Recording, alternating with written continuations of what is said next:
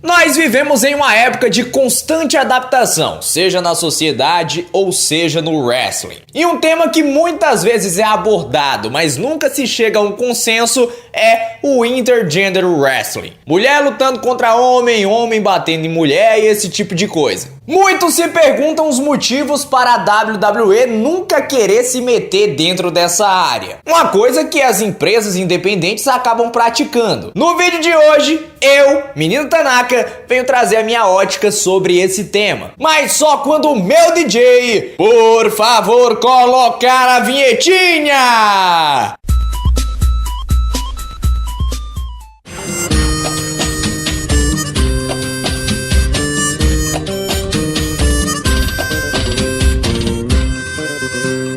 Vamos!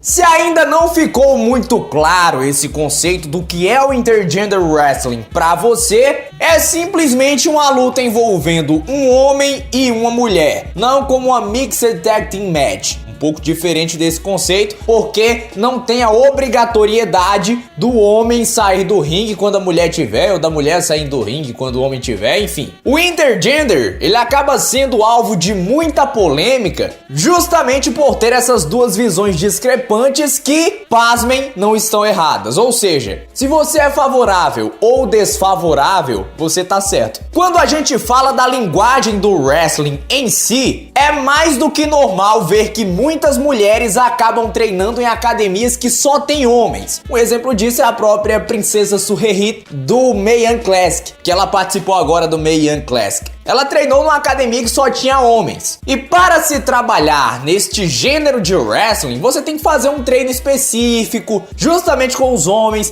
trabalhar na sua força. Se você observar a construção de uma luta de mulheres e uma construção de luta de homens, você vai perceber que não é simplesmente você chegar e meter a cara lá para fazer. Não é só isso. Além de que, não é simplesmente a lutadora estar preparada para fazer isso, mas também o local estar preparado e apto para receber esse tipo de coisa. Não adianta a gente chegar aqui e exigir, por exemplo, que tem uma luta do Rusev contra a Asuka. Isso nem em um live event. Quem dirá num Raw da vida? Pronto, num Raw. Por que isso? A WWE é uma empresa que, além dos contratos televisivos que ela tem ao redor do globo, é transmitida em horário nobre nos Estados Unidos em uma das maiores emissoras de lá, além de ser patrocinada por empresas pequenininhas, assim como a KFC. E empresas deste naipe, quando entram no mercado para patrocinar alguém, tem o intuito, evidentemente, de vender mais. Ou seja, eles procuram produtos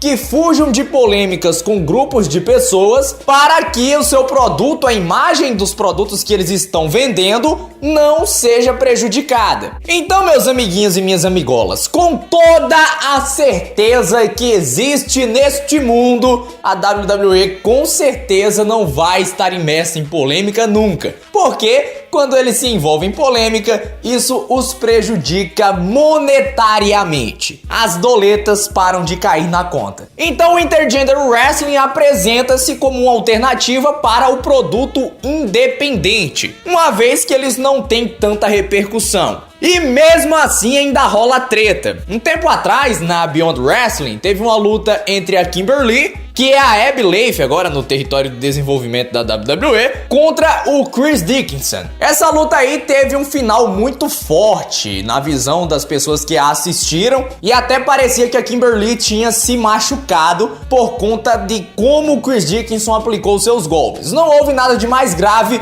mas teve um bocado de treta. E olhe que é uma empresa independente. Imagina se acontece uma coisa dessa numa empresa grande. Mesmo assim, o público do show deles é diferente do público das grandes corporações. Então eles têm liberdade para fazer lutas e segmentos que tendem a gerar polêmica, só que isso não vai causar um dano tão grande na imagem deles e nem muito menos nos patrocinadores, porque normalmente você não tem. Um grande exemplo de como o Intergender Wrestling pode dar certo é o trabalho da Lucha Underground. sociopatias à parte aí da Sexy Star, eles a construíram como alguém credível ao ponto de ser a campeã principal da empresa, lutando ali de igual para igual com todos os lutadores. O México e a luta livre, no final das contas, acabam sendo o estilo mais propenso para receber essa luta entre gêneros, porque na maioria das vezes é bem mais atlético do que agressivo o trabalho que acontece por lá. Então, tradicionalmente, é mais comum de você ver homens enfrentando mulheres em combates lucharescos, e não no molde americano ou mesmo no japonês, apesar de que o Intergender Wrestling tem ganhado alguma força no cenário americano e esta situação tem se revertido. Inclusive, eles têm produzido coisas bem legais. Eu, particularmente, não tenho rigorosamente nada contra o Intergender Wrestling. Inclusive, eu até gosto de como algumas lutas são construídas. Um tempo atrás, eu vi na AIW um enfrentamento do Johnny Gargano com a Candice LeRae, que são ali namorados, sei lá, marido e mulher, não sei como é que tá a situação conjugal deles. E pode ter certeza que a luta foi tão bem construída que a última coisa que eu lembrei foi o estado conjugal deles e ainda que era uma luta entre dois gêneros diferentes. Sabe por quê? Porque o wrestling vai além disso. Não importa se você é homem ou mulher, você tem que saber lutar. E claro, para acontecer uma luta dessa, é simplesmente uma questão de lugar e de hora. Um argumento que eu considero ridículo da galera que é contra esse tipo de luta é que eles dizem que não parece ser real. Por mais bizarro que pareça alguém cobrar realidade num negócio que é falso, mas existe. Tudo isso porque as mulheres normalmente elas pesam menos, são menores que os homens e tal. Só que até no cenário dos homens é assim. Você já parou pra pensar se todo lutador no wrestling, falando de wrestling,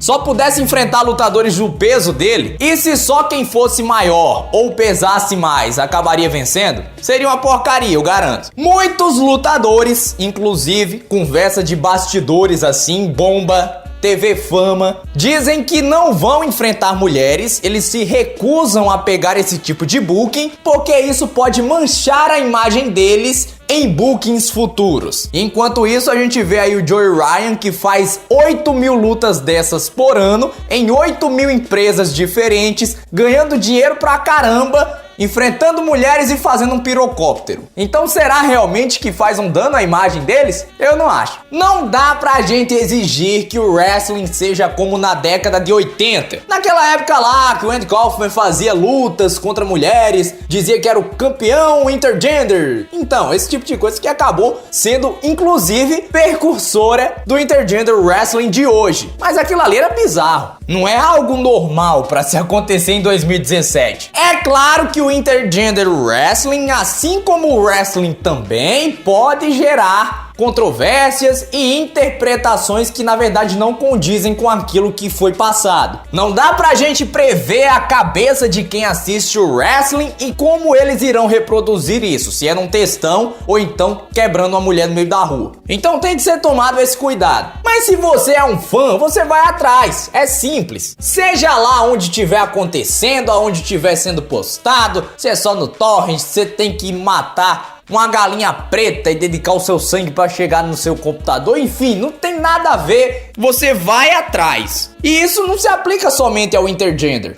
A grande massa, ela nunca vai ser adepta desse tipo de coisa. E eles têm toda a razão nisso. Mas se você assiste e também você tem razão. É simplesmente uma questão de você saber enxergar como o próximo. Muito bem, amiguinhos e amigolas, se vocês gostaram deste vídeo, deixem seus likes aqui embaixo, ao mesmo tempo em que você deixa o seu comentário. Qual a sua opinião sobre o Intergender Wrestling? Deixe a sua sugestão para que a gente pegue aqui e faça o nosso vídeo de opinião. De repente você dá uma sugestão interessante e aparece aqui no canal, dando tchauzinho para o público do canal Rádio de Pilha Drive. Quem sabe? Deixe aí seu comentário, a sua sugestão. Aproveite também para passar nas nossas redes sociais, nos nossos parceiros, tudo com link aqui na descrição para facilitar o trabalho de vocês. Já que você desceu para olhar os links, aproveite para se inscrever no canal e ativar o sininho para receber as notificações. Tem vídeo novo aqui toda quarta e todo domingo, tá certo? Tchau, tchau, galera! Fui!